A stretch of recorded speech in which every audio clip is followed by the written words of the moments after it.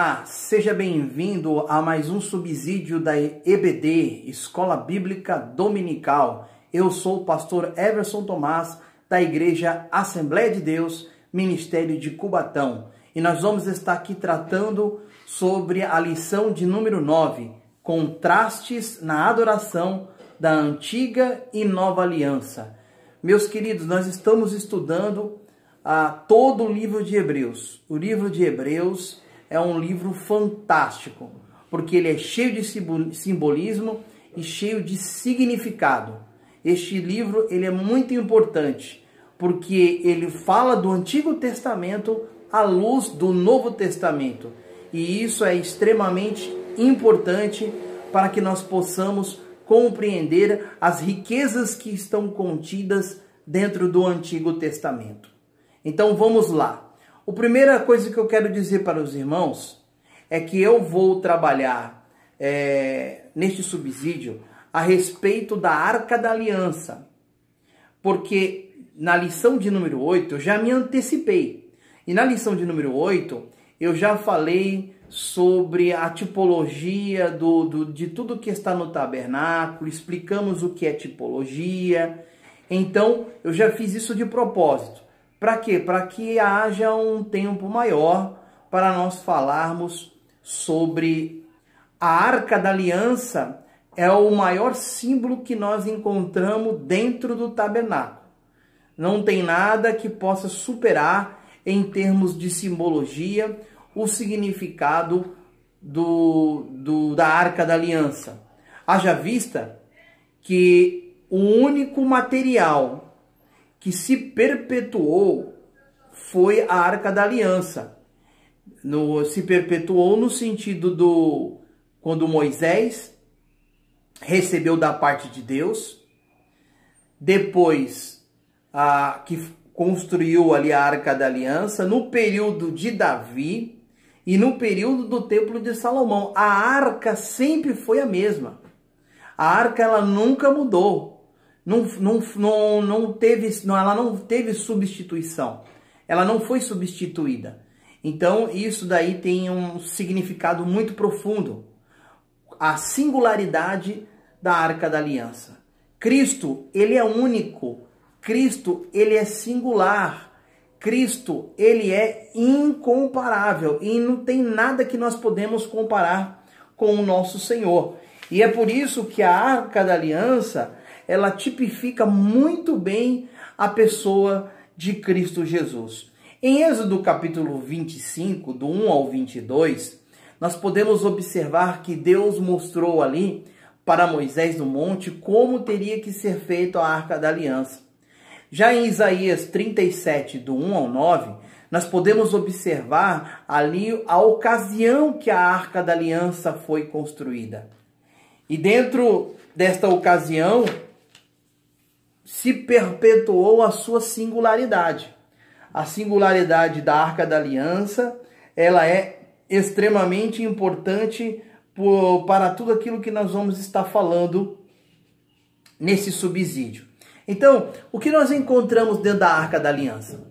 Nós encontramos dentro da Arca da Aliança três coisas distintas.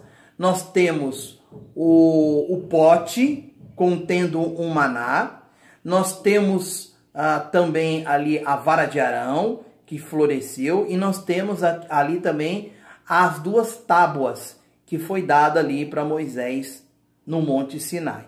E isso tem um significado muito grande, muito grande. Então, vamos lá.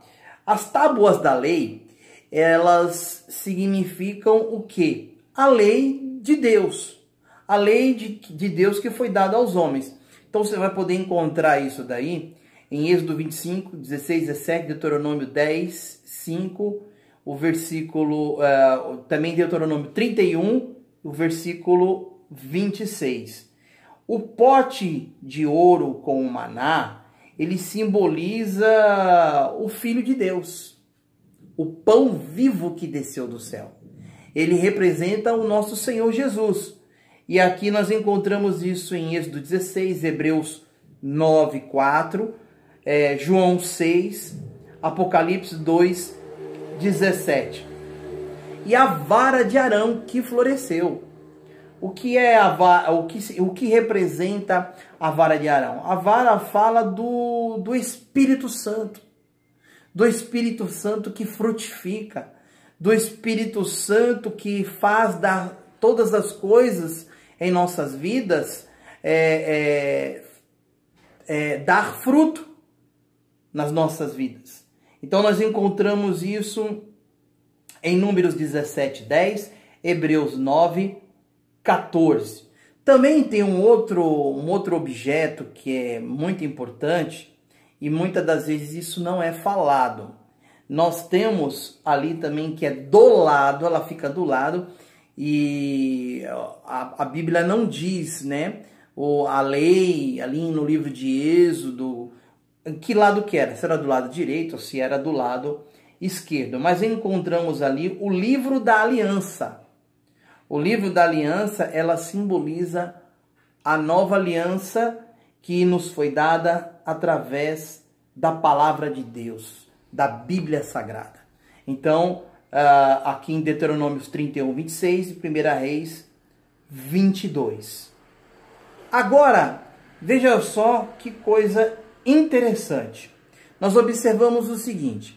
Observamos que a lei de Deus é o caminho. A lei de Deus é o caminho. O pão de Deus simboliza o quê? A verdade, que é o maná. E a vida, ou melhor dizendo, a vara de Deus, a vara que floresce, ela representa a vida. Sem o Espírito Santo de Deus, não há vida. Sem a verdade que nos é dada através do pão vivo que desceu do céu, não tem como fazer parte das coisas celestiais. Então nós precisamos do quê? Ter um caminho, estar com a verdade e precisamos de vida espiritual. E nós encontramos esses símbolos aonde? Nós temos alguns lugares que nós encontramos esses símbolos dentro dessa arca, né? Nós falamos da dimensão da arca e agora não é conveniente falar sobre isso. Assista a lição de número 8. Para quem não assistiu, você vai estar entendendo perfeitamente isso. Mas o que eu quero chamar aqui a sua atenção é que toda a arca ela foi feita de madeira de acácia. Então veja só, as paredes dela foram feitas de madeira de acácia e foi revestida de ouro por dentro e pelo lado de fora. Então você imagina uma caixa, né, retangular, e que essa caixa retangular ela tem um revestimento de ouro tanto por dentro tanto por fora. O que isso quer dizer? Isso simboliza, meus queridos irmãos, as duas naturezas de Jesus. A natureza humana, que é a madeira, né, como eu menciono na lição de número 8, e o ouro, que simboliza a divindade. Então nós temos aqui uma arca só, em uma arca só nós temos a representação das duas naturezas de Jesus, humana e a natureza divina, né? Um homem sendo Deus, ou o Deus homem, que desceu aqui na terra por toda a humanidade. Eu quero também enfatizar nesta ocasião que eu entendo o Antigo Testamento e eu faço a leitura do Antigo Testamento à luz de Cristo. Ou seja, alguns teólogos divergem, alguns teólogos não entendem desta forma, mas a mensagem do Antigo Testamento, ela é cristocêntrica. Tudo se converge para Cristo. Tudo está em Cristo. Tudo foi feito após ali, aliás, até antes da queda, porque Deus já sabia o que haveria de acontecer, mas todas as coisas aconteceram girando em torno da revelação do Filho de Deus, da revelação daquele que haveria resgatar toda a humanidade. Desde lá de Gênesis 3,15, que diz que haveria de vir aquele queria pisar sobre a cabeça da serpente e ela iria fisgar o calcanhar ali, né? Ali está falando de Jesus, num olhar assim, vamos dizer assim, muito ainda grotesco, vamos dizer, quando não se conhece a palavra de Deus, fica difícil saber quem é. Mas aí, em todo o Antigo Testamento, ele vai se revelando progressivamente, ele vai se revelando de forma mais clara, ele vai se mostrando de forma mais latente através dos textos. Então, não tem como questionar. O Antigo Testamento é visto com os óculos da cristologia. Eu enxergo o Antigo Testamento vislumbrando a vinda, a promessa, aludindo ao Filho de Deus. Porque o Filho de Deus é aquele que faz toda a diferença na humanidade. Sem Jesus, não tem como a gente fazer contraste nenhum. E aqui, essa é realmente a proposta da lição de número 9, que é traçar um contraste de adoração da antiga aliança para a nova aliança. A antiga precisava ser feita diversas vezes e em diversas ocasiões. A nova, ela é única e foi feita somente uma vez por toda a eternidade para a glória de Cristo Jesus. Então, observe bem, em João 14, no versículo 16, ou no versículo 6, ele diz assim: eu sou o caminho, ou eu sou único, eu sou a verdade e eu sou a vida. Então, a lei de Deus, ela é o caminho, o pão de Deus, ela é a verdade, e a vara de Deus, ela é a vida. Então, nós temos aqui 3 aspectos dentro da lei de Deus, né? Que foi dada ali ao povo de Israel. Em primeiro lugar, nós temos as leis morais. Tais leis morais prevalecem até hoje, né? Essas leis morais, elas não deixaram de ser como eu posso dizer, algo determinante na vida cristã. As leis morais permanecem: honrar pai e mãe, não matar, não roubar, né? Como está nos 10 mandamentos. Então nós temos as leis cívicas e nós temos a lei cerimonial, que envolvia o sacrifício de sangue de animais, enfim. Então há uma grande complexidade mediante esses aspectos da lei de Deus. E é interessante também a gente falar que na Arca da Aliança havia a tampa do propiciatório. Essa tampa, ela era feita de ouro maciço. Essa tampa era feita de ouro maciço. E o mais impressionante e o mais engenhoso, falamos assim, no aspecto da capacidade humana, foi aquilo que Deus mandou: fazer 2 anjos, numa peça só, em cima de uma tampa, vamos dizer assim, em cima de uma tampa de ouro. Ou seja, hoje,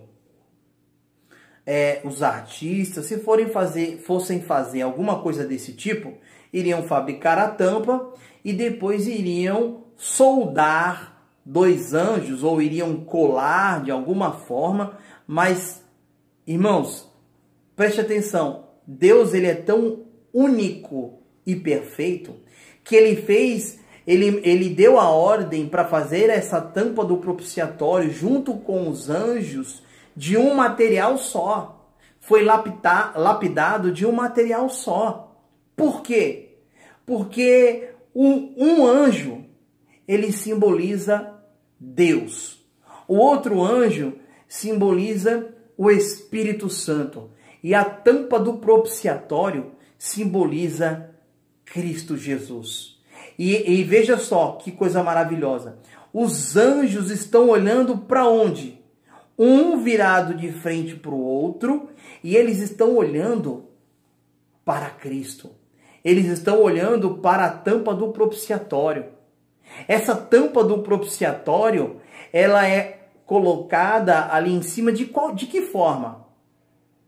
De que forma? O que é que sustenta? É somente ali, vamos dizer assim, as bases daquele caixote, vamos dizer assim, daquele retângulo?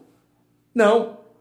Havia em volta, na parte superior, um desenho trabalhado em forma de coroa. Ou seja, ali já aludindo e mostrando que Cristo é aquele que reina. Então, o que segurava a tampa do propiciatório era aquele desenho que é como se fosse um alto relevo que ficava por fora, e ali ela foi trabalhada nas 4 pontas ali daquele grande retângulo, e o que sustentava, o que sustentava, né, aquela tampa do propiciatório realmente era o reinado e a sabedoria, a soberania de um grande rei. Então, a Arca da Aliança, ela é singular, ela tem um significado muito importante e muito interessante para nós nos dias de hoje. Eu vou estar lendo aqui alguns textos que eu acho de extrema importância, no qual, lá em 1 Timóteo 2,5, então pegue a sua Bíblia, porque há um só Deus e um só mediador entre Deus e os homens, Jesus Cristo, homem. Ele é único, ele é ímpar, ele é incomparável. Traçar um contraste entre Cristo da nova aliança e com a antiga aliança é algo extremamente longínquo em relação à eficácia, em relação àquilo que nos beneficia, em relação àquilo que traz para as nossas vidas. Então, meus queridos irmãos, tentar comparar a grandiosidade daquele que veio implantar a nova aliança com a antiga aliança é muito raso. É muito raso, porque há uma distância imensa. Não estou dizendo que a antiga aliança não tenha a sua importância. Ela foi extremamente importante para que chegasse esse momento, o momento da graça. O momento que nós agora no momento agora que nós podemos realmente nos regozijar e nos alegrarmos na presença do Senhor Jesus. Então isso daí é importante a gente ressaltar. Mas há uma infinitude de superioridade naquilo que Cristo Jesus nos traz através da nova aliança. Então, eu vou só ler aqui mais um texto que se encontra em Hebreus, capítulo 10, no versículo de número 12. Mas este, havendo oferecido um único sacrifício, e eu faço questão de enfatizar, pelos pecados, está assentado para sempre à destra de Deus. Daqui em diante, esperando até que os seus inimigos sejam postos por escabelos de seus pés. Porque com uma só oblação aperfeiçoou para sempre os que são santificados. Meus queridos irmãos, há um contraste imenso em relação àquilo que Cristo Jesus nos ofertou na nova aliança em relação à velha. Mas antes de concluir, eu gostaria aqui de fazer uma divulgação. Eu estou com um novo trabalho melhor dizendo, né, estou com uma parceria com o professor Jean Carlos de Suzano, é um pastor da Assembleia de Deus, é um doutor em teologia, e ali ele tem uma escola chamada Gramata de Línguas Bíblicas, Escola Gramata de Línguas Bíblicas. Eu vou deixar aqui o endereço do site. Nós vamos estar iniciando, irmão, um curso básico de hebraico. É alfabetização de hebraico. Se você fala assim, mas é muito difícil, é muito complicado. Peraí. Eu disse que é alfabetização. Nós vamos estudar ali passo a passo, sabe? Nós vamos estudar ali de forma bem tranquila, tá bom? E um precinho popular. Qual foi o grande objetivo, meus queridos, a respeito desse curso? O objetivo desse curso é realmente trazer oportunidade para aqueles que não têm condições financeiras. Esse é o nosso propósito. O nosso propósito não é enriquecimento, vamos dizer assim, não. Né?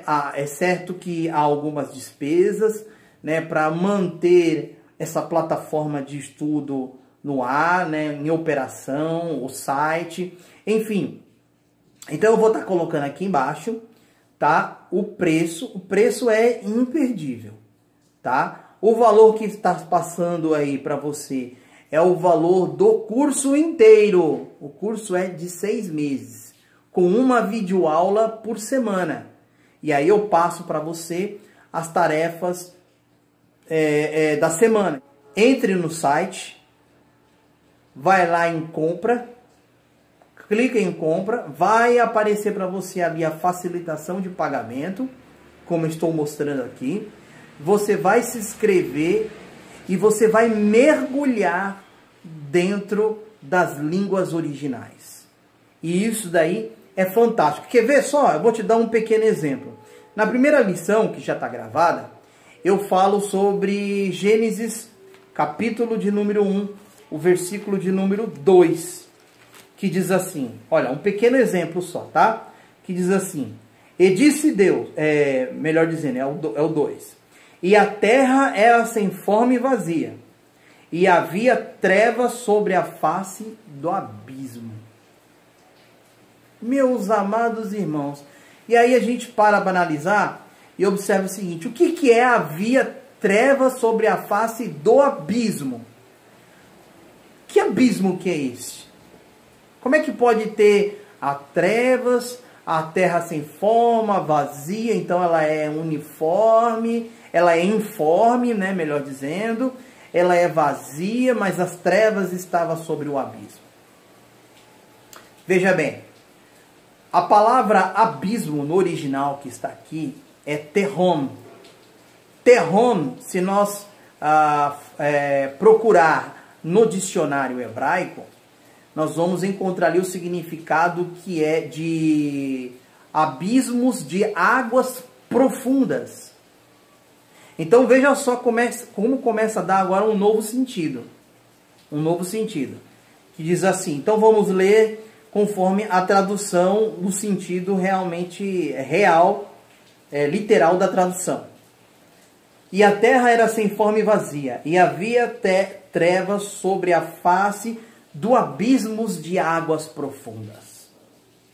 E o Espírito de Deus pairava, ou seja, o Espírito de Deus movia sobre a face das águas. Olha só como é que já a compreensão já melhorou. Então, a terra ela estava ali num abismo profundo, sem forma, dentro de um abismo de águas. Porque só havia água. E o Espírito de Deus pairava sobre a face das águas. Entre lá, se inscreva. Não esqueça de dar um like aí. Não esqueça de compartilhar a minha videoaula. Não se esqueça de compartilhar o subsídio, de dar um like e se inscrever também no meu canal e teclar lá no sininho, que você vai estar sempre recebendo esta notificação, ok? Deus abençoe, boas aulas e até a próxima, em nome de Jesus.